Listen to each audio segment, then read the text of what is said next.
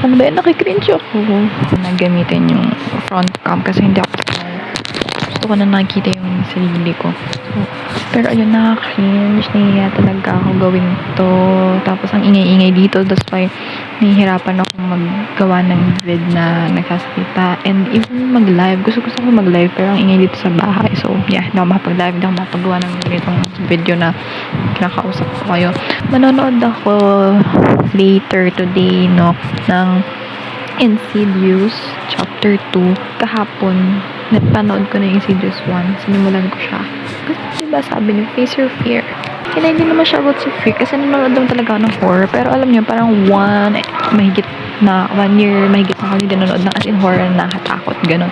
Pero hindi dahil sa natatakot ako. Parang, hindi ko lang masyadong interested na manood ngayon. Parang iban lang yung interest ko.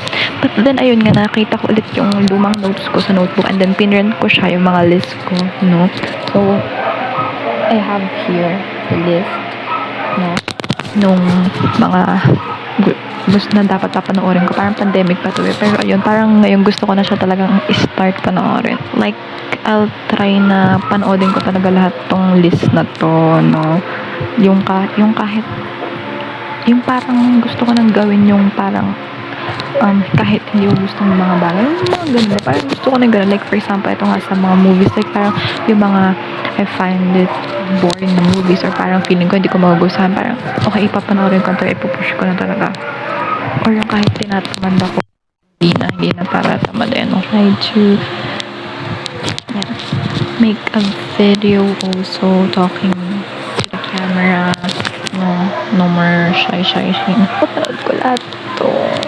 So, yeah, dito ko na lang upload sa YT kasi parang mas comfortable lang. Ganun kasi yung subscribers ko dito is konti pa, ganyan.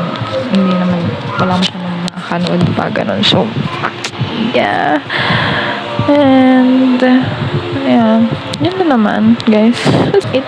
Try nyo lang yung mga bagay na feeling nyo hindi nyo kaya gawin or yung mga bagay na parang hindi nyo bet. So, you know, try to do it kahit hindi nyo gusto. So, yeah, enjoy nyo. Gusto natin. Guys, please like,